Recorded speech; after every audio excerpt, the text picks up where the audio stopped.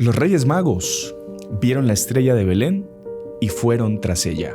En nuestra vida, todos tenemos una estrella que seguir. Y las estrellas nos pueden llevar a Dios. En el podcast de hoy tendremos un invitado especial que nos explicará cómo llegar a Dios a través de las estrellas y de la obra de la creación. Míralo hasta el final. Salve María, el podcast católico en español de los Heraldos del Evangelio.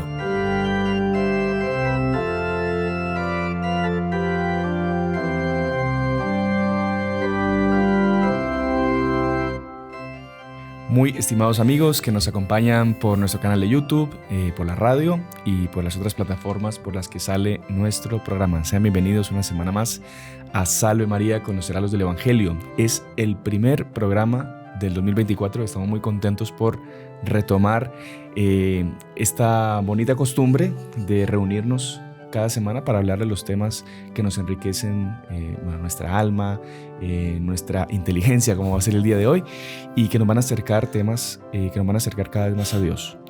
Estamos con el hermano Juan Andrés el día de hoy. Salve María, hermano Juan Andrés, bienvenido. Salve María, es una alegría estar con todos ustedes y una verdadera emoción también. Así es. Poder tener aquí a invitados como a nuestro queridísimo Padre Jonás. Así la es. verdad que es un sueño hecho realidad. Para mí aquí también, en persona, solo había estado virtual. Para mí también, siempre les veía así online, pero cuando uno está, oye, estamos aquí, qué emoción, nunca habías estado aquí. Con el Padre Jonás, bueno, bienvenido Padre, salve María. Salve María. Con el Padre Jonás habíamos hecho un programa a distancia sobre la inteligencia artificial, sí, que mucha gente agradeció el programa, como que se le abrieron los ojos al respecto de muchas cosas y piden que se profundice más el tema.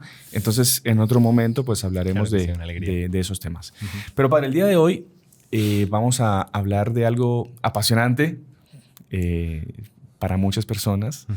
A ustedes yo sé que le encanta el tema.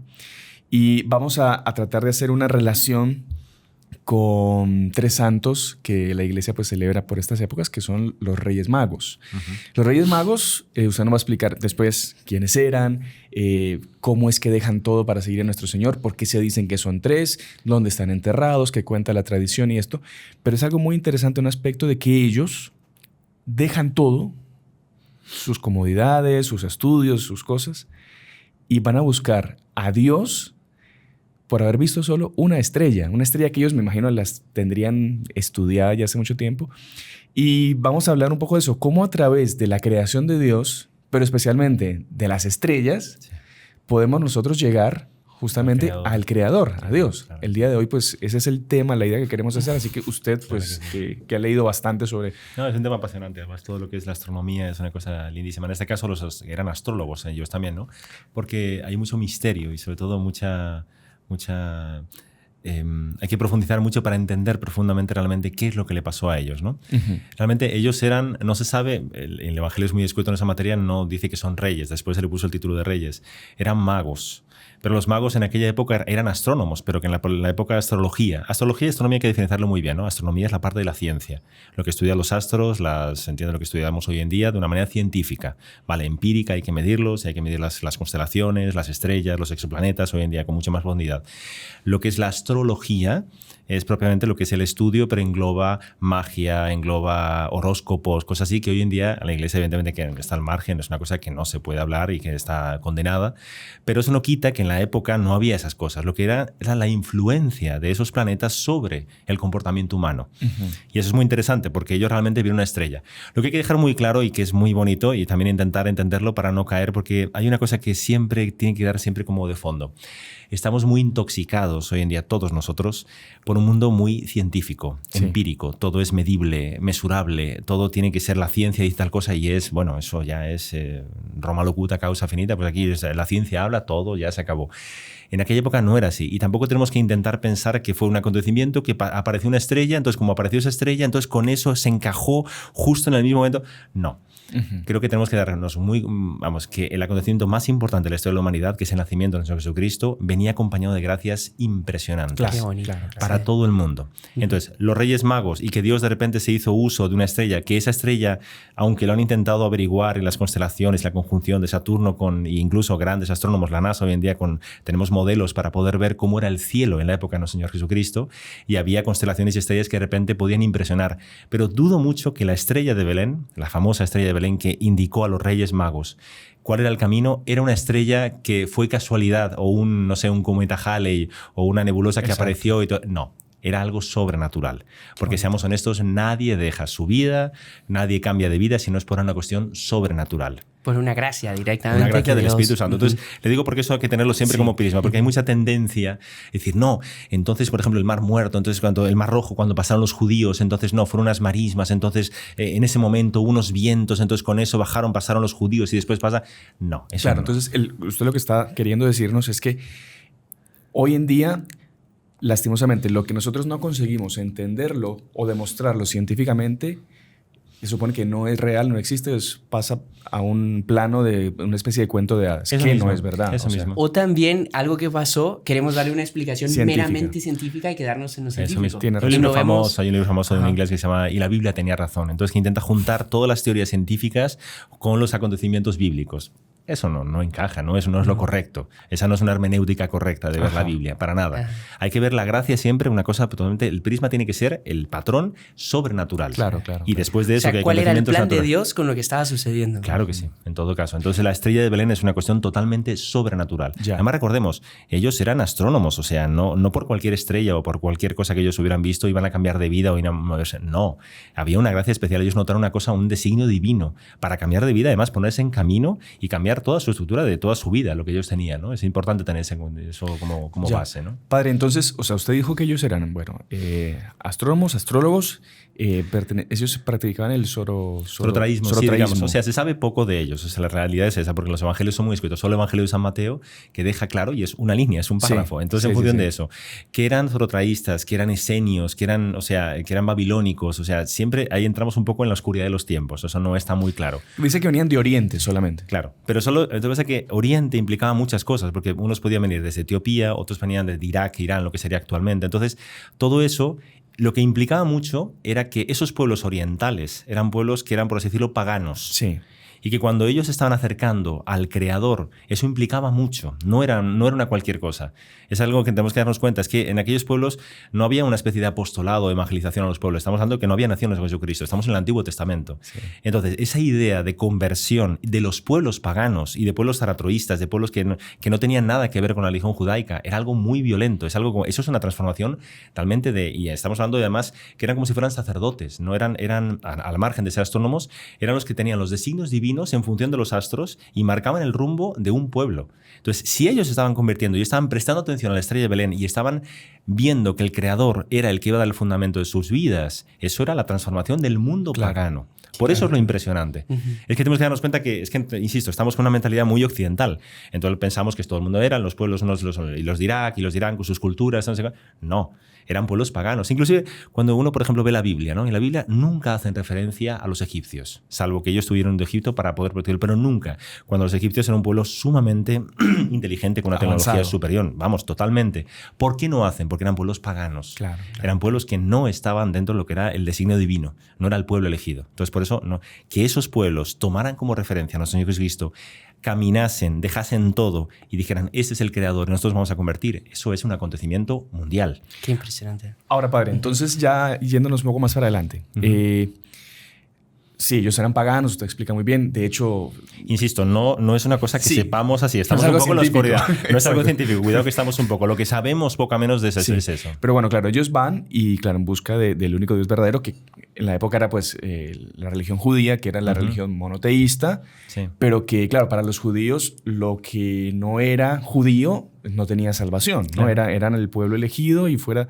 Entonces, claro, como usted dice, es algo grandioso que los paganos vengan a buscar pues la verdad que se encuentra pues en Dios creador, ¿no? Ahora, padre, ¿cuándo pasa a introducirse dentro de la iglesia la creencia de que eran tres, ¿por qué se le llaman reyes? En fin, no sé si...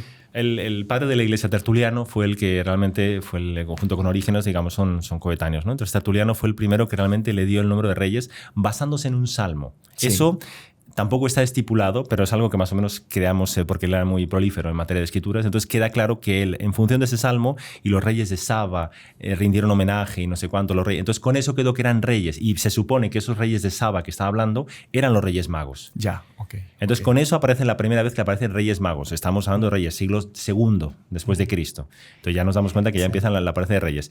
El número 3, 4, 30, 40... nadie lo sabe, no hay que perder nuestra fe. Es una cosa que la Iglesia después apareció en una serie de documentos en el cual incluso aparecían los nombres latinos, griegos, después se latinizaron y al final quedó Melchor, Gaspar y Baltasar. Y ya quedó así. Inclusive también tenemos revelación privada, que también no es que podamos tenerlo como una fuente teológica, porque es revelación privada, pero la beata Caterina de Emmerich explica que inclusive Baltasar no era negro y era el más blanco de todos. Entonces son cosas que es un poquito complicado. Otros inclusive aparece en una de las catacumbas de San Priscilia en Roma, aparecen 4 reyes magos. De ahí salió luego la historia más bonita de los cuartos reyes magos. Sí, entonces aparece el rey mago. Entonces no sabemos si eran 3 meses. Y también lo de los reyes y luego oro, incienso y mirra da a entender que eran 3. Que por lo menos llegaron ya a la casa porque ellos llegaron a Belén, pero en una casita, digamos. Sí, en una casita. Y la estrella les indicó ese punto porque era una estrella que las conjunciones... No, por una gracia sobrenatural. Es muy importante dejar eso. Sí. Después, si no me engaño, también San León Magno ya fue quien como papa... Siglo V. Siglo V. A partir del siglo V ya quedó institucionalizado con los nombres y los 3 reyes magos y ya la devoción popular empezó a crecer. Y sabe un detalle muy interesante que por lo menos para mí...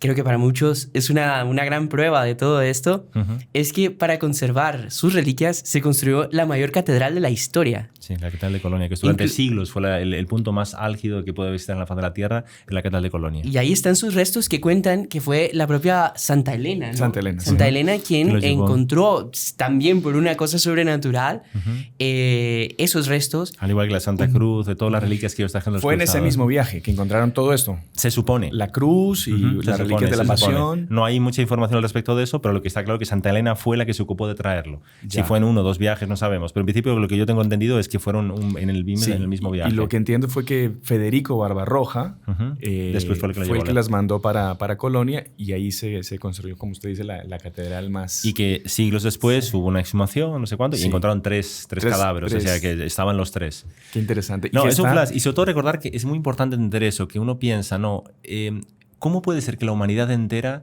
tenga devoción a los Reyes Magos? No, es que es un cuento de hadas, es que nos lo han contado desde pequeñito, entonces no lo tenemos que creer.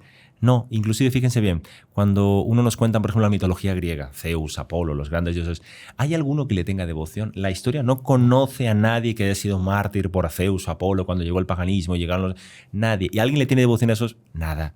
Todo el mundo se da cuenta que eso es un cuento de hadas, es una cosa mitológica que no tiene ninguna relación con la realidad. En cambio, los Reyes Magos no.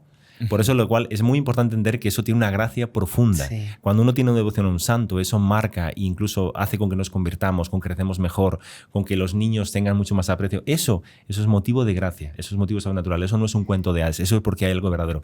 Que tenga algunos detalles más o menos, que si la estrella, que si no sé qué, los Reyes Magos, pero eso es secundario, seamos honestos, es secundario. Y la Iglesia supo hacer una cosa pastoral magníficamente hecho, basándose en lo que tenemos de datos, para hacer una cosa que realmente cambie y nos ayude para entender mejor el misterio divino, ¿no? Qué bonito. ¿Sabe que incluso yo había escuchado, la verdad que no es que sepa mucho del tema, pero había escuchado que una de los argumentos que la Iglesia tiene, por ejemplo, para probar una aparición o algo, es justamente el cambio de vida del vidente, porque esa es una demostración que hubo gracia, ¿no? Totalmente. Entonces, la gracia es, por así decir, una de las pruebas de la veracidad de algo. Total. Inclusive hace poco estaba viendo el proceso de canonización de un santo madrileño, el San Isidro Labrador, que era famoso porque araba los campos, desde todo un niño, tenía un montón de milagros, ¿no? El año 1000.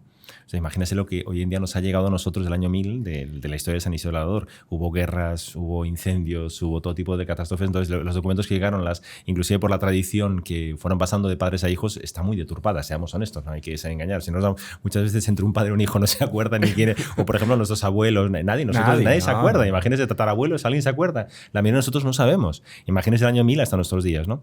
Pero es impresionante porque hay documentos que decían, y la Iglesia es muy, muy, muy sabia en eso, en su infinita sabiduría. historia. Dejó claro que San Isidro Labrador no fue canonizado por todas las historias que se contaban, que son milagros que pueden haber sido perfectamente reales. Tal sería como lo de los ángeles que estoy diciendo, la resurrección de un niño o de su propio hijo que cuentan otros. Que se cayó al pozo. Sí. Y son cosas muy caseras. Todos esos milagros maravillosos, historias, cuentos píos, fenomenal, todo muy bien, pero no valen para una canonización. Solo que San Isidro Labrador y su mujer, Santa María de la Cabeza, los dos santos, de tal manera marcaron la historia de Majerit en la época de Madrid y de tal manera eran santos que todo el clero de la época, que en la época parece que había muchos problemas con el clero tenía muchísimas dificultades y estaba muy mal, que tenía con mujeres y un desastre, el clero estaba muy mal. De tal manera ellos santos que por su modelo de vida hicieron con que todo el clero y todo lo que sería magia en aquella época cambiara y tuvieran mucho más rectitud de alma, alabaran a Dios, o sea, mudanza de vida, lo que estamos hablando. Ajá. Solo por eso, ya está. Qué impresionante. Es santo, no tengamos la menor duda, porque eso es una gracia. ¿Cómo va a haber gracia si no va a haber una persona así? El resto, bonito, maravilloso, fenomenal, no digo que eso no sea, pero la Iglesia no lo toma en cuenta. Lo que cuenta es el cambio de vida. El cambio de la vida de los Reyes Magos, exactamente igual. Y incluso el cambio de vida de ellos mismos, que ellos hayan dejado todo, y los evangelios dejan muy claro que ellos dejaron todo por moverse, es porque hay una gracia sobrenatural. Nadie cambia de vida si no hay una gracia sobrenatural. No, y cuenta la tradición que ellos fueron martirizados después también. Claro, ellos después de haber, imagínense, ellos haber visto a nuestro Señor, a Nuestra Señora, a San José. O sea, solo de ver la escena es que es la cosa más indescriptible. Además, un mundo que viene de paganos, que estaban desesperados por encontrar lo que era la verdadera, la iluminación, porque ellos buscaban la iluminación, lo que era algo que les indicara el rumbo de vida. Y no existía, Señor Jesucristo no había nacido. Entonces, imagínense que de repente lo encuentran y lo ven en el nacimiento. Claro. Solo sentir alegría. Incluso la Beata Catalina de Madrid, que dice una cosa muy bonita, revelación, insisto, es revelación privada, pero es muy bonito. Decía que de tal manera hubo gracias en ese momento, en el nacimiento de nuestro Jesucristo, que los infiernos quedaron paralizados durante más o menos una semana. No consiguieron hacer absolutamente nada. Y decía, porque es tal la cantidad de gracias que se derramó en el mundo entero, lo que era el paganismo, y viene la luz del mundo, Dios encarnado, que apareciera entre los hombres, que todos los demonios quedaron así petrificados durante una semana. Y decía, y esa acción se da todos los años. Qué interesante. Y por eso se renueva la gracia, ¿no? Y no pensemos que es una cosa que es como si fuera un teatro de, bueno, vamos a recordar una cosa que 2000 años pasó. No, es una gracia que se renueva todos los años. Y por eso Navidad, al margen de las cuestiones comerciales, al margen de todo, porque todos sabemos que hay mucha cosa comercial y que desgraciadamente pues no siempre es así, no debería ser así, ¿no? Pero lo es. Pero uno coloca un Black Friday, que también es una cosa totalmente comercial, incluso hoy en día superado a lo que sería la Navidad a nivel económico, y no hay esa sensación de alegría, de bienestar. Porque eso es una gracia que puede estar diluida, puede estar profanada, lo que nos dé la gana. Pero eso hasta hoy en día se da.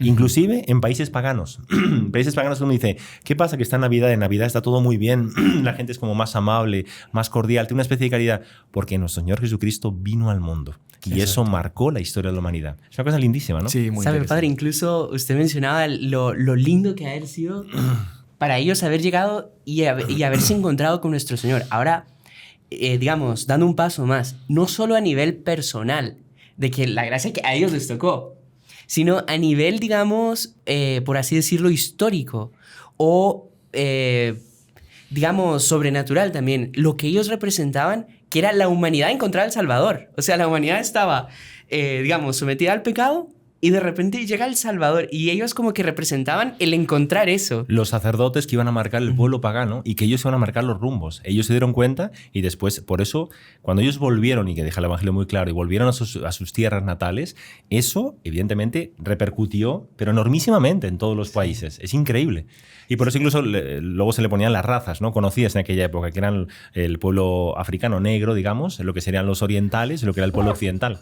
Y que eran los tres que representaban justamente de que el paganismo a nivel mundial había desaparecido porque nuestro Jesucristo había nacido. No, y es interesante cómo ellos, en fin, si fuera un cuento de hadas como mucha gente ataca, sí, ellos consiguieron, por así decir, colarse en los nacimientos, en los pesebres. O sea, en el pesebre está la Sagrada Familia, que es muy interesante también esto, que están los pastores y están los Reyes Magos. Siempre tienen que estar. Y también es bonito porque están los pastores, que representan, por así decir, el pueblo más simple, más sencillo, más pobres, y están los reyes. Y que tuvo su epifanía y el ángel que les anunció ir a visitar. O sea, es algo muy importante. Pero eso también simboliza que nuestro Señor Jesucristo nació para todos, y que no hay que hacer esa diferenciación de que no, que solo para los pobres y solo para todos, los pobres, para los reyes, para los ricos, para los gobernantes. Él viene a salvarnos a todos y tenemos que estar abiertos todos a esa gracia. Le apuesto que hasta Herodes debe haber recibido una gracia inmensa. Claro, que no fue fiel. El contacto de los Reyes Magos con Herodes, inclusive Herodes, cómo tuvo una audiencia con ellos, porque no eran unos cualquieras. Inclusive siendo lo que fueran de otros países, tal cuanto, que viniesen a preguntar y que estaban buscando al Salvador. Era porque incluso el Evangelio deja muy claro que él tuvo una conversación con ellos seria y después ellos fueron por otro camino y vieron, pero la conversación y cómo les hizo caso, les dio claro, es justamente porque él quedó marcado. Ajá. Porque esa estrella, esa sensación sobrenatural que había marcado todo lo que es la humanidad, inclusive lo que era el pueblo de Nazaret y lo que eran los entornos, ¿no? Es increíble, ¿no?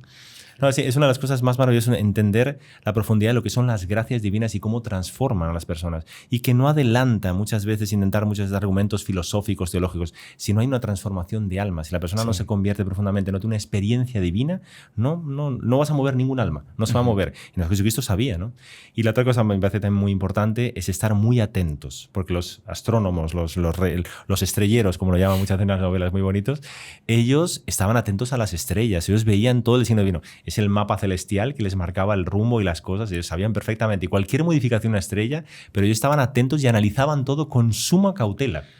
¿Cuántas veces nosotros pasan delante de nosotros estrellas maravillosas, gracias sobrenaturales, y estamos despistados? Ajá. Estamos con el celular, se entiende la pantalla y de repente una gracia sobrenatural y nadie se da cuenta de nada, que también es una cosa muy importante. Ahora, padre, un aspecto muy interesante es que, bueno, ellos, como usted bien dice, ellos conocían perfectamente, no sé, las ubicaciones, las constelaciones de cada cosa, pero además ellos trataban de hacer una relación con las profecías, con las, no sé, me imagino que con escritos de las diferentes culturas mismo también, entre ellos la judía. Por eso, en esa parte se puede decir tranquilamente que es astrología, no es astronomía, es astrología porque la ciencia de ellos tenían, aunque también hay que dejar claro que la ciencia de ellos, o sea, de los mundos árabes y los asiáticos, era muy avanzada en la época. Solo hay que ver a los egipcios para darse cuenta, cuando uno estudia las pirámides, que sabían mucho más astronomía que nosotros en el pleno siglo XX. Ajá. O sea, no se chupaban el dedo, eran gente muy inteligente, muy culta. O sea, es que muchas veces la persona piensa, no, es que en aquellos pueblos no se enteraban de nada.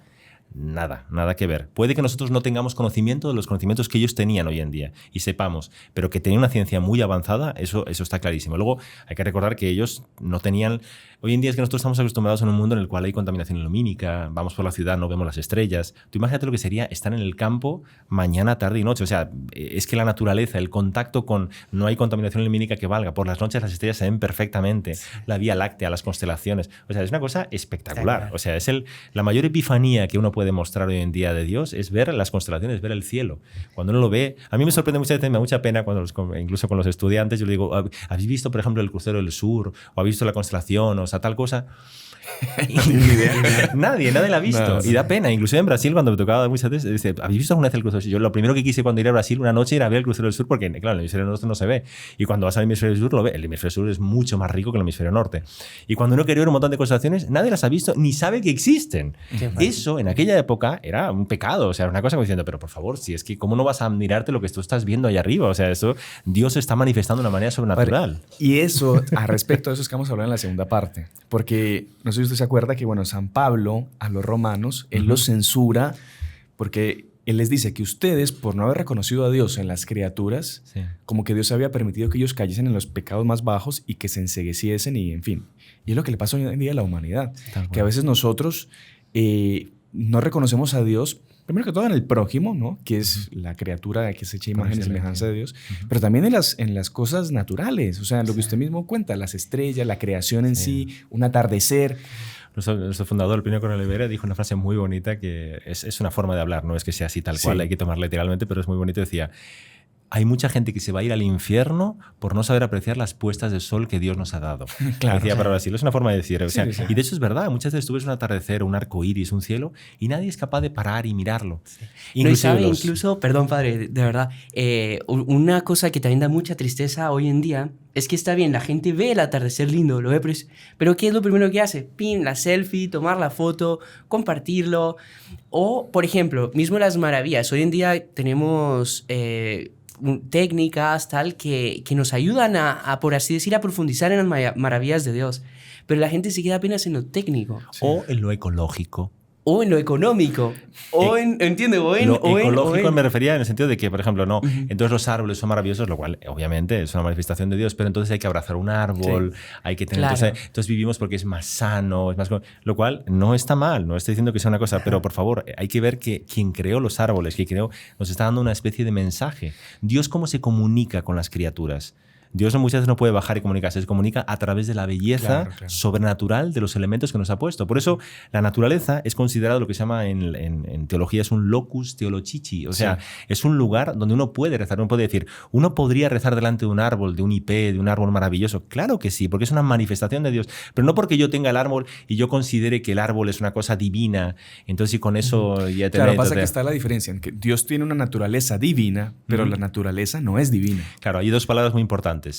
Panteísmo, ¿de acuerdo? Y panenteísmo. El panteísmo es una cosa pecaminosa. Hay que tener mucho cuidado porque entre uno y otro hay un filo una delgada línea de diferencia. Y panteísmo y panenteísmo. Pero hay que tenerlo muy claro. Un panteísmo es cuando todo es Dios, entonces la piedra, el árbol Dios, el árbol piedra, tal. Eso evidentemente es una cosa pagana que no es de la Iglesia Católica. Pero está el panenteísmo, que es ver a Dios a través de todas las cosas. Y cuando yo un amanecer o veo un super árbol o veo una cosa, un jardín bien cuidado, o cuando uno ve el mar, son manifestaciones divinas. Y tenemos que, además, rezar y decir, bueno, ahí está Dios, Dios lo ha creado, Dios ha hecho esas maravillas para que nosotros contemplemos y entendamos cualidades y adjetivos de Dios. Así es. Después, ¿sabe? También una de las mejores formas de conocer algo es conocer cuál es la intención de la persona que lo hizo. Entonces, por ejemplo, ¿cuál fue el plan de Dios al crear este árbol? O cuál fue... Porque ahí es donde usted propiamente va a entender... Más que cuál es su composición química, que está bien, es interesante. Por ejemplo, aquí el famoso que nos contaba el padre Fernando, que tenía un profesor que dedicó toda su vida a investigar el movimiento del bromo en la hoja del repollo. Esa fue su tesis de graduación. ¿Entiendes? O sea, vamos, no tiene nada de malo estudiar eso, no, claro, pero quedarse solo en eso. Sí, es tremendo, tal cual. Es como ver a Dios por la cerradura. Por la cerradura. Y no quedarse cuenta de lo que estaba detrás. Y se pierde todo lo demás. Es un pecado muy actual, ¿eh? Y incluso da mucha pena cuando uno ve hoy en día, porque la tecnología ha avanzado mucho, ¿no? Y incluso hay una especie de moda muy grande de amor a la naturaleza, de volver a lo natural, de buscar parajes lo más inhóspitos y más naturales, como digamos, buscar los orígenes, ¿no? Y hoy en día, además, con la tecnología, las cámaras, todo ha sido los audiovisuales, los documentales de la BBC, muchas que comentábamos, tal, son simplemente espectaculares. Pero nunca se habla de Dios. Exactamente. Nunca se habla que lo que ha creado. Alguna vez me acuerdo que una vez un comentarista dice, bueno, abran vuestras almas para ver este documental, no sé cuánto, porque era una cosa, unas fotografías de unas mariposas que viajaban, tal. Esto, una cosa lindísima, pero les cuesta mucho darse cuenta de que detrás de eso hay un creador. Claro. Y ese creador es el que nos está dando un mensaje con esas maravillas, inclusive con lo que descubrimos, que realmente no es una cosa que hemos creado, es una cosa que está ahí y que Dios lo ha puesto, y cuando uno empieza a decir, he descubierto tal cosa, bueno, uno que hace eso es una cosa que ya estaba ahí. Es una cosa maravillosa y eso hay que tenerlo muy claro, hay que tenerlo, es muy profundo, porque si no, de lo contrario, caemos también nosotros en una especie de paganismo o de un panteísmo en el cual adoramos las cosas pero nos damos cuenta cuál es nuestro creador. Sí, un panteísmo que sería un ecologismo mal comprendido, ¿no? Mal comprendido. El ecologismo es una cosa maravillosa, claro. Maravillosa. Incluso uno se da cuenta, si es la obra de la creación, yo no tengo ningún derecho para poder alterarla o deturparla o profanarla, porque es una cosa que Dios la ha creado. Por eso la importancia de cuidar y de la ecología. Incluso nuestro fundador siempre decía, la ecología es una bandera que la revolución nos ha cogido. Sí. Y muchas veces uno piensa, no, es que la ecología es una cosa. No, es una cosa maravillosa y hay que entenderla bien, pero hay que saber comprenderla bien profundamente y no caer en los desvíos que desgraciadamente hoy en día está haciendo. Incluso Juan Pablo II, que ya se llamaba el Papa ecológico, porque fue el primero que levantó la bandera así, digamos, de una manera así más clara, porque antiguamente no había tantos estados ecológicos. A partir de los años 60 empezó la cosa ya a ser cada vez más agresiva, ¿no? Y Juan Pablo II dejaba muy bien claro, tenemos que entender la ecología porque es la obra de la creación y porque nosotros nunca podemos deturpar algo que es de Dios, sea y sobre todo entender la ecología. Hoy en día se habla mucho de ecología integral, primero y sobre todo al ser humano. Uno cuando piensa en la ecología lo primero que piensa son los paisajes, el mar, el que estamos ensuciando el mar. No, sobre todo es al ser humano. El ser humano es la ecología integral, somos el fundamento ecológico. El rey de la creación. Obvio, por decirlo. Claro. Es una cosa muy... Bueno, padre. Sí. ¿Cuántos temas interesantes? Muy interesantes. Se abren como que muchas ventanas, pero bueno, lo que sí tenemos que cerrar es la primera ventana del programa. Y entonces vamos a ir a una pausa y volviendo pues continuamos con todos estos temas que, como decimos, nos tienen que ayudar a trascender y llegar a Dios, claro, ¿no? Que también vamos a hablar de eso en la segunda parte. Ya regresamos, no se muevan. Salve María. ¿Sabías que tú también puedes ser un misionero? ¿Cómo? apoyando la evangelización en línea. Es muy fácil, haciéndote miembro de nuestro canal o donando en el chat en vivo. Con certeza, Dios recompensará tu generosidad. Que Dios te bendiga. En el nombre del Padre, y del Hijo, y del Espíritu Santo. Amén. Salve María.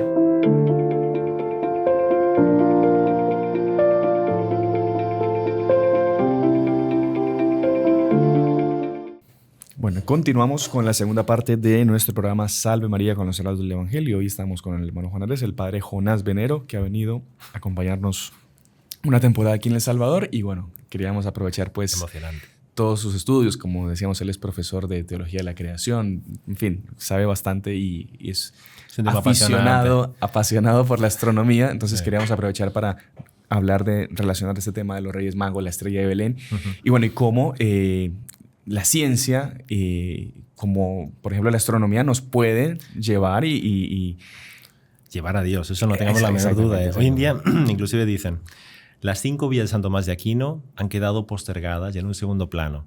Tú muestras una nebulosa, muestras fotografías del Hubble, del James Webb. Hoy en día no hace falta que digas nada. Para los que no saben, padre, ¿qué es el James Webb y qué es el Hubble? El Hubble son los 2 telescopios más importantes. Hay otros también, el que interpretarlo, digamos, el más importante. Sobre todo el Hubble fue el primero, estuvo muchos años en funcionamiento y ahora ha sido, hace 2 años, por el James Webb, que tiene una visión de prisma, digamos, y de profundidad de campo, unas fotografías que son...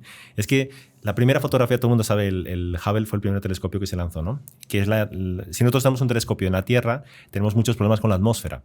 Incluso Galileo estuvo durante 20 años esperando para que apareciera una estrella que le había calculado tal y el día pues estaba nublado. Entonces, pobre Galileo se quedó mirando y dije, gracias, muy bonito.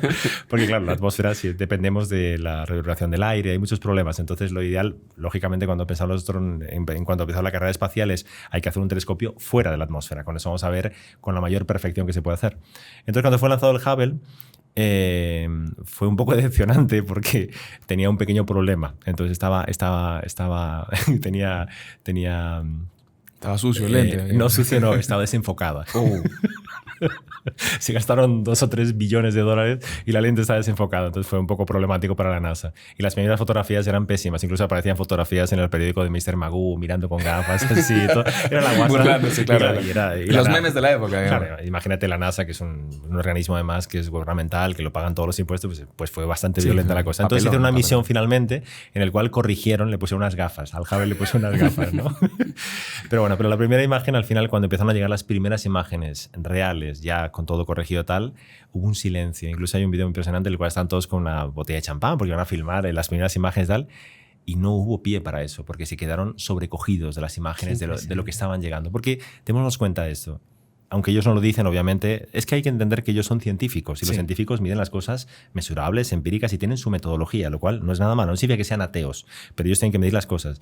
Pero es innegable que cuando uno ve una nebulosa, cuando ve esas imágenes de las galaxias con esa perfección, con esa profundidad de lujo de detalles, uno dice, esto es una obra de Dios. Claro. Entonces, cuando uno ve eso, dice, Dios mío, esto es impresionante, esto es sobrecogedor. Por eso la astronomía es una cosa que animo inclusive a todo el mundo para que la haga, porque todo el mundo que es astrónomo, inclusive los grandes astronautas cuando fueron, vuelven más religiosos, vuelven más espirituales.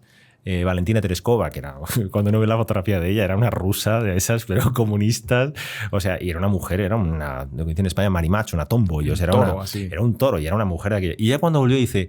La frase de ella cuando dice, bueno, ¿qué te pareció cuando viste allí la gran bola azul y todo no sé cuánto? Dice, nunca me di cuenta de cuán perfecto y frágil es el mundo en el cual vivimos. O sea, para una mujer de semejante, uno ve la fotografía de ella que es una mujer maravillosa, pero realmente muestra que es una cosa sobrenatural. Inclusive en la ISS, en la Estación Espacial, cuando ellos ven y muestran las imágenes y bajan los vídeos, es una cosa sobrecogedora. Ellos dicen que no consiguen dormir, porque solo viendo lo que era y además ellos como ven varios atardeceres, porque va rapidísimo, entonces ven un montón de atardeceres todos los días, creo que son 10 o 15 atardeceres todos los días, porque van súper rápido, dice que no consiguen parar de dormir y de ver la maravilla. Y eso es la obra de la creación, eso es Dios, eso lo ha creado Dios. Por más que digan, no, es un caos, que se juntaron, no seamos ingenuos, eso es una obra de Dios. Entonces, cuando uno ve la obra de la creación, pues es algo que tiene que sobrecogernos y además nos tiene que ayudar. Sí. Después todo ese orden que hay en las estrellas, porque, bueno, usted comentaba de que es porque es matemática, ¿no? Y cómo se va girando, toda la cosa. Que ellos consiguen recrear, por ejemplo, el cielo que había en Belén el día que se calcula que fue el nacimiento de nuestro Señor y para darle una explicación a el fenómeno de la estrella. Claro, es una explicación científica muy enteramente plausible, no digo que no, pero tenemos que dejarlo claro que no creo que haya sido eso, ni que haya sido que haya movido a los Reyes Magos. Pero el cielo de Belén está claro, si ellos consiguen replicar. Exacto. Kepler, que fue el famoso fue el primero que lo hizo, porque él hizo las leyes de Kepler, él mismo fue el que hizo las leyes de las órbitas elípticas. Ajá. Entonces, con eso, él se dio cuenta de como todo sigue un patrón matemático, él podía recrear cielos en otras épocas. Entonces, él volvió para atrás con su margen de error, porque no eran perfectas, pero con su margen de error, incluso porque la fecha del nacimiento de Jesús es un tema conflictivo que también habría que verlo en otro tema, no es una cosa matemática que fue en el año cero. Dionisio el Exiguo fue el que marcó las pautas, después se modificó hasta el calendario juliano, después pasó al gregoriano, todo eso ha cambiado, ¿de acuerdo? Hoy tenemos mucha más exactitud, pero inclusive los egipcios, que ya tenían mucha, porque cuando pasamos al gregoriano volvimos a los egipcios, o sea, no pasamos por los romanos y volvimos a los egipcios, que eran mucho más precisos, tenían mucho más exactitud de los días, de las horas y los minutos, ¿entiendes? Nosotros, luego los romanos patinaron. Entonces, cuando uno vuelve al cielo, parece que había una conjunción, y Kepler fue el mismo que dijo un estudio interesante en el cual demostraba que había una conjunción entre Júpiter y Saturno, y que con eso había un cielo especial. Claro, diferente. Diferente. Que era un fenómeno que se repetiría a saber cada cuántos años. Milenios, siglos, lo que sea. Pero me da la impresión de que, insisto, que eso es una cuestión muy bonita, puramente humana. No creo que, ¿entiendes? Que haya sido el motivo por el cual los reyes se hayan movido a dejar todo para eso. No, entonces que hubiera un cielo especial, maravilloso, espectacular. Pero Dios se puede haber hecho uso de eso, pero no creo que haya sido eso. Y más, incluso cuando yo vi un pequeño... La NASA hoy en día tiene modelos, incluso hay varios programas informáticos que se pueden bajar en el cual uno puede retroceder en el tiempo y ver en diferentes localizaciones cómo era el cielo. Hoy en día con informática se hace súper rápido. Y cuando uno ve el cielo de Belén, en aquella época, pues dice, no, entonces ves, porque aquí está la conjunción. Pues y no es tan así. No es tan así. Yo, por lo menos, lo que yo vi no me pareció tampoco decir, ¿tú crees que por estos señores, estos reyes, estos magos, que no sé, que eran muy inteligentes, muy capaces, tú crees que han dejado todo y se han ido porque es el creador? Hay algo que no encaja. Pero de todas formas, interesante. Luego hicieron un estudio en el año 1925, un alemán también hizo un estudio y también encontró la misma posibilidad de la conjunción de Júpiter y Saturno en esa misma fecha, que además era según el año 7, después de séptimo, por lo que yo he estudiado y que he leído un poco así, séptimo después de Cristo. O sea que tampoco es una cosa tal cual matemática, ¿no? Sabe que, hablando un poco de todo eso y cómo la astronomía lleva a Dios, bueno, incluso un gran astrónomo americano, James Jean, él decía que el universo es obra de un gran matemático. Dice que incluso hoy en día todos los astrónomos son unánimes en creer que alguien creó el universo, o sea, que no es que se hizo de la nada. No. Y eso es por vestigios, ¿no? O sea, lo mismo como si nosotros fuésemos a una isla desierta y de repente encontramos una choza. ¿Qué vamos a descubrir? Que hubo un ser humano que hizo esa choza. No es que un árbol se cayó ¡pum! Y cayó en forma de choza. Porque todo lo que tiene técnica, todo lo que tiene orden, es porque alguien lo ordenó. Claro. Sí. Alguien hizo eso. Tal cual. Entonces uno ve que, bueno, solo ver las distancias de las estrellas, los tamaños de las estrellas, las velocidades de las estrellas y que todo eso esté matemáticamente perfecto. Sí. Incluso dicen que los calendarios astronómicos son de una exactitud impresionante. Sí. Pero brutal. Por eso consiguen calcular cada cuánto pasa el cometa Halley y no fallan y saben que... Tal cual. Los eclipses, o sea, va a haber un eclipse, saben a dónde va a ser la Pascua, ya la tenemos calculado, con un siglo de antecedencia, no hay problema ninguno, y sabemos exactamente los equinoccios, los solsticios, todo está perfectamente claro. Que mientras más investigan los astrónomos, los científicos, más se dan cuenta de la necesidad de que haya un creador que haya hecho eso tan ordenado. Hay que dejar una cosa clara que es interesante para tenerlo en claro. Todo lo que están diciendo tal cual sería. Muchas veces los científicos tienen un problema con el famoso diseño inteligente. Eso es el diseño inteligente. El diseño inteligente es justamente darse cuenta de que tiene que haber un creador por detrás, porque esto es demasiado perfecto y es la obra de un creador y de un ser inteligente que ha modificado todo esto. Pero hay que tener mucho cuidado porque el diseño inteligente no podemos intentar juntar las dos cosas. Son dos metodologías muy diferentes. La metodología científica mide lo empírico, lo mesurable, lo que se puede experimentar, lo que se puede reproducir en un laboratorio. ¿Significa con eso que el científico sea ateo? No. Pero hay que tener mucho cuidado con la metodología científica y la metodología teológica, por el cual nosotros nos damos cuenta que hay un creador. Las dos tienen que llegar a la misma verdad. Entonces no estamos contradiciendo ni a un científico, ni a una... Por eso los científicos, y ellos son muy precisos en esa materia y tienen muchos problemas, porque quien hace un poco el diseño inteligente, hay muchos libros que intentan juntar las dos cosas. Entonces la estrella se juntó y entonces vinieron los Reyes Magos. Entonces una mala teología y una mala ciencia. Entiendo. ¿Entienden? Sí, es un pecado muy normal y no hay que tener miedo en esa materia. Pecado es un error, digamos. Un error. Pecado, digamos, en que muchas veces los científicos se meten en campos teológicos que no conocen, que además muchas veces ni su fe ni su capacidad lo va a demostrar, y los teólogos se meten en campos científicos que tampoco es nuestro campo. Los dos tienen que buscar la verdad, y Benito XVI además lo dijo, o sea, no se va a contradecir. Ni la Iglesia ni la Biblia es un cuento de hadas, ¿de acuerdo? Ni la ciencia, con todo lo que ha descubierto, está inventándose cosas que tampoco saben. No, ellos buscan las cosas y buscan a un Dios, buscan a un creador y buscan el orden de las cosas, lo cual es muy importante. Y entre los dos es como si fuera un arco gótico. Los dos puntos del arco gótico tienen que juntarse y tenemos que encontrar la razón. Y la capacidad, incluso el discernimiento, la capacidad de que la Iglesia ha dado siempre para que se hagan experimentos, se analicen las cosas, se estudie, se profundice, amar la ciencia, porque son cosas importantes y nos van a dar una idea de un creador mucho más exacta, es algo maravilloso. Simplemente maravilloso. Simplemente separar eso, que es interesante en el mejor ejemplo para eso es todo lo que pasó con Galileo Galilei. Que usted, pues, o sea, hay toda una... Daría un programa completo. Solamente Galileo. Pero digo, para resumirlo rápidamente, Galileo, es que el problema está, él tenía razón, dejó muy claro, realmente estaba, pero, o sea, Copérnico lo veíamos todo matemáticamente muy bien hecho, solo que Galileo se empezó a hacer interpretaciones bíblicas en función de algo que él no había ni siquiera demostrado perfectamente. Entonces, con ese problema lo hizo, ¿por qué? Porque además tenía amistad personal con el santo, con el papa de la época. Resumimos un poco la teoría que decía él, que el Sol era el centro del universo, ¿no? el heliocentrismo. Y lo que decía la Iglesia en la época era que la Tierra era el centro. Que el hombre, el ser humano, la Tierra, no sé cuánto, sí. La obra de creación, porque no tenía sentido que el Sol era otro planeta, o sea, ni siquiera no era una estrella, era otro planeta, claro. Entonces no tenía capacidad entonces, para eso. Galileo, él tenía una teoría, nunca la consiguió demostrar, evidentemente. La dijo, pero nunca la demostró matemáticamente, claro. Con una serie de pruebas. Y mira que era una persona brillante, no estamos diciendo que Galileo era un bobo, también, tal sería. Solo que se pasó y se metió en otro campo que no tenía.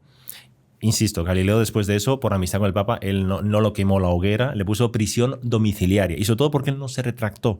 Porque él se empecinó en que quería hacer, porque él tenía como yo como tengo amistad con el Papa, yo puedo decir lo que me dé la gana, que no me va a pasar nada. Claro, hay una gran leyenda negra que dicen que la Iglesia lo quemó en plaza pública y que nada que ver. Nada que ver. Solo investigar un poco y en fuentes, digamos. Murió en serias. Prisión domiciliaria con bendición papal. Incluso, él murió incluso la penitencia de él era recitar unos salmos que él ni siquiera lo recitó porque él tenía una hija que era religiosa, monja, y la hija lo recitó por él. Sí. Hasta eso le permitieron. Y luego, las visitas constantes de personas eclesiásticas. Recordemos que en aquella época la sociedad estaba toda englobada en la Iglesia Católica y había cardenales y todo el mundo lo quería y lo estimaba y lo visitaba. Entonces, esa, digamos, prisión que le pusieron y esa penitencia que le pusieron fue realmente ridícula. Pero como dice usted, el grave error de él fue ponerse a... O sea, meterse en un campo que no le correspondía, que era interpretar la Biblia. Vale. Y aunque sea, cuando le preguntaron y te retracta no sé cuánto, pero él sigue insistiendo, no hagas interpretaciones y mismos bíblicas cuando una cosa que no es tu campo. ¿De acuerdo? Está claro que en la época había una cierta controversia. No estoy diciendo que tampoco la Iglesia, cualquier cosa, incluso Copérnico tuvo miedo un poco al decir las cosas, pero lo dejó muy claro, expuso lo que había encontrado y ya está. Digamos, una cosa muy bien, y estaba muy bien explicado. Incluso Copérnico era un genio a nivel matemático. Él era sacerdote, ¿no? Sí, por Dios. Además, hizo una serie de cálculos matemáticos que hoy en día se consideran que son sobrehumanos, o sea, unos cálculos que no se puede, o sea, como un ser humano hizo todos esos cálculos sin calculadoras, sin ordenadores, o sea, son cálculos astronómicos. Logaritmos neperianos. O sea, es una cosa complicadísima y él lo hizo solo él y tiene libros enteros. Incluso hay un estudio que decía que este hombre estuvo toda su vida haciendo, no hizo otra cosa, vamos, hombre. Ahora, qué bonito eso que usted mencionó de que como son dos metodologías diferentes y que no es conveniente incluso intentar mezclar las dos, porque ahí es donde entra un detalle interesante que algo que pasó infelizmente, que es lo del galileísmo, que es que los científicos entonces piensan que la Iglesia no tiene absolutamente nada que ver con la ciencia y la separan y dicen que ellos con sus cosas y nosotros con las nuestras. Cuando son dos alas que nos deben llevar al mismo... Pero está lleno de sacerdotes. Religiosos, estudiosos, inclusive científicos que eran sumamente católicos. O sea, que no tengo... Inclusive Einstein, o sea, considerado uno de los mayores científicos del siglo XX, era una persona sumamente religiosa. No era católica, pero sumamente religiosa. Y tenía un profundo ser y él se entendía perfectamente. Desde Darwin también. Él quería ser sacerdote, Darwin también antes de ser biólogo. O sea, no nos damos cuenta de eso. O sea, no hay una lucha, no hay controversia. No es lucha. Todo lo contrario. contrario, hay que ayudarse mutuamente. Y cuando yo veo una cosa que la ciencia ha descubierto, no, entonces nos va a robar el secreto, entonces nos va a engañar, entonces la iglesia con eso va a perder. No hay que tener miedo ninguno. La iglesia, repito, no es un cuento de hadas. No estamos aquí contando historias para niños para que se lo crean y con eso vayan a rezar el rosario y se comen. No, es oro puro. Entonces, cuando estamos en la misma verdad, la ciencia y la iglesia, las dos van a encontrar la misma verdad y nos van a ayudar mutuamente. Y la razón ayuda profundamente.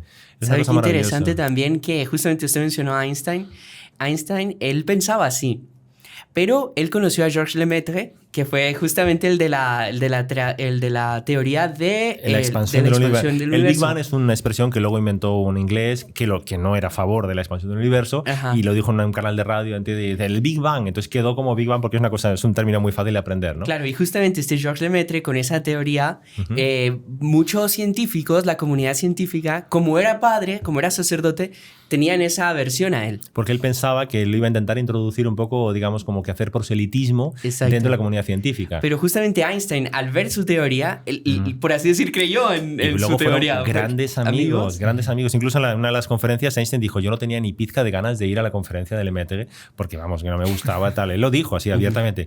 Pero cuando le empecé a oír hablar, me di cuenta de que él entendía la teoría de la relatividad mucho mejor que cualquiera de las comunidades científicas que yo conocía. Se entusiasmó y después estuvieron hablando largo tiempo. Inclusive él reconoció que la expansión del universo, que algo que Einstein nunca realmente llegó y que tenía sus reticencias ante defenderlo, quedó demostrado con Lemaitre de una manera magnífica, brillante a nivel matemático, con experimentación científica, y era hecho por un sacerdote belga. O sea, ¿qué problema hay? Y más, incluso cuando uno ve la vida de Lemaitre, también él tenía el deseo de aprender, de llegar a Dios a través de la razón, lo cual es algo maravilloso. O sea, no tenemos que tener ningún miedo de ese espíritu crítico o de analizar o de extender o por qué estas cosas son así o por qué la iglesia dice tal cosa, o lo que estamos analizando los Reyes Magos, porque no es una historia de hadas, no es un cuento de hadas, no es una historia que es de los hermanos Grimm, muy bonito, tal. No, es algo que realmente tiene su fundamento, es algo maravilloso, ¿no? Sí. Incluso yo animo a todos los que tengan deseo de verdad que por favor se animen a hacer. Todo el mundo sabe que el Vaticano tiene un centro astronómico. Primero estaba en Roma, obviamente Roma ya creció mucho y ya no hay capacidad y además la contaminación y todo no se puede. Y hoy en día en Arizona tiene un observatorio. En Chile también. El Chile es de Atacama, es de la NASA, pero realmente Arizona es el que es del Vaticano. Y todos los que, digamos, participamos un poco de la astronomía podemos ir allí, se puede pedir una estadía y se puede participar. No son los recursos que tiene la NASA, tal sería, el Vaticano no tiene esa capacidad, pero es un observatorio romano justamente para poder profundizar y examinar justamente lo que es la maravilla de lo que es el universo, ¿no? Muy interesante. Pero bueno, padre, como para ir ya... sí, esto sería interminable. Sí, ¿no? Interminable. No, cada tema que hemos hablado, por el tema del Big Bang, por ejemplo. Eso es un mundo, es un universo. Y es algo maravilloso, ¿no? Claro, que algunos se quedaría escandalizado. ¿Cómo así? Entonces, claro, porque el Big Bang en cierto sentido no es que vaya en contra de la idea creacionista. Esa famosa frase, ¿no? Te lo dicen, no solamente no lo contradice, ¿entiendes? Sino lo que lo confirma. Claro. Porque cuando uno va a ver qué es la teoría del Big Bang, digamos, la expansión del universo y el origen del Big Bang, nadie lo consigue explicar. Claro. Entonces, ¿de dónde viene? ¿Cómo fue la expansión? Que hemos comprobado que está expandiendo el universo. Todas esas teorías que son maravillosas, pero cuando uno va a ver cuál es el origen de esa materia primogénea, de esos gases primogénicos que aparecen, ¿de dónde vienen? Sí. No, porque es que se juntaron ellos solo. ¿Pero de dónde juntaron? ¿De dónde vinieron? Sí, miles de millones de años, no hay problema ninguno. ¿Algo contradice la Iglesia Católica? No, en absoluto. Pero ¿cómo surgió eso? Claro, tiene que haber algo preexistente que los creó. Un creador. Exactamente. Eso mismo. Por lo tanto, no solamente no lo contradice, sino que además lo confirma. O sea, está confirmando una cosa que es algo... ¿Sabe? También hablando un poco de las estrellas, del universo, todo eso. Bueno, usted, padre, como aficionado astrónomo y todo, o sea, cuentan que, bueno, la luz demora mucho en llegar a la Tierra, ¿no? Bueno, sabemos que la luz del Sol demora 8 minutos en llegar aquí, pero hay estrellas que están mucho más lejanas y demoran millones de años luz. Incluso hay estrellas, y ahí es pregunta, que todavía no ha llegado la luz hasta nosotros. Claro, y cuando nosotros vemos lo que vemos, estamos viendo o una especie de vestigio de algo o que una estrella que pasó, una supernova que explotó y llegó a nosotros, y lo que estamos viendo son simplemente las nebulosas, el gas, el polvo que llegó, pero que la estrella ya hace miles de millones de años explotó. Ajá. Incluso hace poco escuchamos una homilía en la mañana de nuestro fundador, de Monseñor Juan, donde él decía, ¿quién quita que en el reino de María, por ejemplo, de repente lleguen luces nuevas de estrellas que aún no habían llegado? Wow. Y que, por así decir, la naturaleza se embellezca más por ser el reino de Nuestra Señora, ¿no? Imagínese. Usted ve Claro, que porque al Dios ser creador, él sabe las fechas de todo. Él dice, Exacto. bueno, la inauguración del Reino de María va a ser tal y ya mandó O una... sea, no sé, estamos... obviamente. Pero se ve que es una cosa muy bonita. No nos y es quemen en plaza pública, por favor. Aquí Y digamos, los ya, científicos esta digan, ya no, es la eso es una metodología. herejía científica, ¿no? Esta es la metodología de la fe, propiamente. Pero se ve que es una cosa muy maravillosa, ¿eh? Ajá, y que es justamente también el objetivo, ¿no? También. Porque todos esos estudios, como dijimos, ¿cuál es el fin? Llegar al creador. Es el mismo punto, ¿no? Pero no quedarnos propiamente en las cosas sino que de ahí trascender, ¿no? Claro que sí. Y que es justamente un ejercicio que le recomendamos a todos los que nos están oyendo, que es la trascendencia, ¿no? Es ustedes a raíz de algo que ven, ir subiendo, ¿no? Ir subiendo y llegar hasta Dios. En todo lo que vemos. Exactamente. Qué maravilla. Pero bueno, padre, yo creo que quizá para terminar, el hermano Juan Andrés había dado una idea de volver nosotros a los personajes principales de los que estamos hablando el día de hoy. No, pero ¿por qué? Para que la gente se lleve también esa idea de los Reyes Magos. Ellos vieron lo que vieron y sobre todo que el padre explicaba muy bien, sintieron esa gracia de dejar todo, abandonar todo y seguir esa luz, seguir esa estrella. Y es un poco la historia de cada uno de nosotros. Sí. Todos nosotros tenemos una estrella que a las tantas aparece en nuestras vidas, que es justamente esa gracia, y tenemos que seguirla. Y para seguirla tenemos que abandonar muchas cosas, padre. Este mundo nos distrae, como que este mundo... porque la estrella a veces, por más que la hayamos visto, la estrella a veces como que se cubre con nubes. La estrella trae problemas, como siempre dice. La estrella no es una estrella fácil, que yo te sigo, me vas a indicar todo el camino. No. La estrella te va a hacer salir de tu estado de confort, te va a hacer cambiar mucho en tu vida y luego te va a poner muchos problemas, porque de repente desapareció, volvió a aparecer, en el último momento tuvo que hablar con Herodes. O sea, si uno va a ver la estrella de los Reyes Magos... Y te exige renuncias. Exacto. Muchísimas. Renuncias y bueno, y por más que desaparezca esa estrella en algún momento, no es que desapareció, es que quizá el cielo no está... digamos, adecuado para verla, y el cielo ese que es, y las nubes que son, el mundanismo, el pecado, el apego a las cosas de esta tierra, que no nos permiten ver ese fin último que es nuestra estrella, que es nuestro llamado, que es nuestra vocación. Sí. Y que nos distraen, justamente. Exactamente. El padre mencionaba en la primera parte de cómo nosotros tenemos que estar atentos. Y sabe que es muy bonito porque hay una palabra que, por así decir, que es el recogimiento. Sí. El recogimiento es justamente recoger de lo que uno ve todas esas cosas que nos llevan a Dios, ¿no? Si la persona no es capaz de rezar, de meditar, de pasar un tiempo hablando con Dios todos los días, recordemos que hay que hablar con Dios y meditar, masticar un poco la palabra de Dios en la misa y parar un poco, sacar todo lo que es el mundanismo, el trabajo y dedicar un poco de tiempo a elevar nuestra alma a Dios. Exacto. Las vacaciones famosas, muchas veces las vacaciones de Navidad que todo el mundo tenemos y no sé cuánto, evidentemente son para descansar un poco el estrés del trabajo, todo eso es maravilloso, pero sobre todo para dedicar un tiempo a Dios y leer algún libro maravilloso, poder elevar, poder descansar un poco viendo la naturaleza, dedicarlo en familia, viendo un poco ese tipo de cosas ayudan y hacen con que no estemos ciegos, porque cuando aparezca la estrella, estamos en mitad, es que uno se imagina, en mitad de la estrella, yo hablando con el celular, en mitad del coche, gritando, tal, no sé cuál, y la estrella me dice, me voy con otro porque tú de rey no tienes mucho, así que vamos con otro. Eso no puede pasar, o sea, y para eso tenemos que estar preparados. Exactamente. Y bueno, y si usted está viendo este programa, está escuchándolo también, seguramente usted ya vio una estrella que usted tiene que seguir. Y quizá un programa como estos es una invitación a seguir esa estrella que todos sabemos que es la que nos va a llevar a nuestro Señor Jesucristo, que es la Iglesia Católica, Apostólica y Romana, la Santa Iglesia.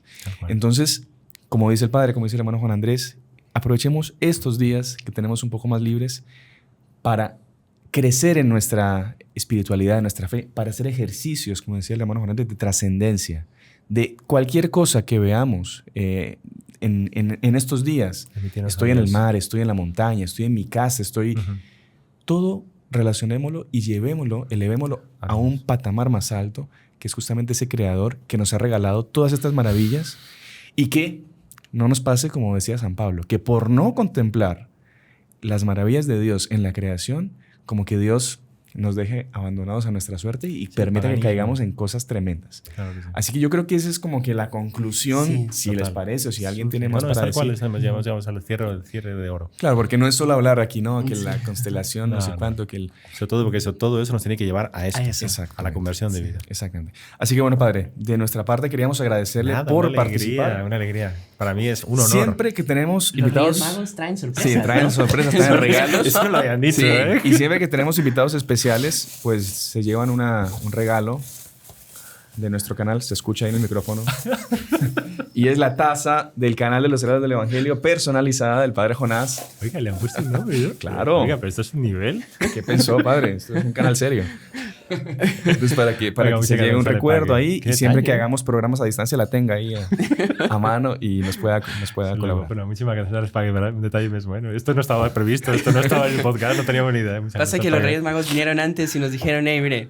Pero qué placer, muchas gracias. Un detalle más bueno. Pero bueno, padre, así que bueno, a las personas que nos han acompañado hasta aquí, gracias. Recuerden seguirnos en nuestro canal, en todas las redes sociales, acompañarnos en nuestros programas, en nuestro contenido, dejar su like, su comentario y pongan si les gustaría que el Padre Jonás participara más para hablar de un montón de temas. El Padre Jonás, de verdad, es experto en casi todo. Nada, mentira. Pero bueno, padre, muchas gracias. Y si usted nos regala una bendición claro nuestros oyentes, nuestros televidentes. Vale. Y la bendición de Dios Todopoderoso, Padre, Hijo y Espíritu Santo, descienda sobre vosotros y permanezca para siempre. Amén. Salve María. Salve María. Salve María.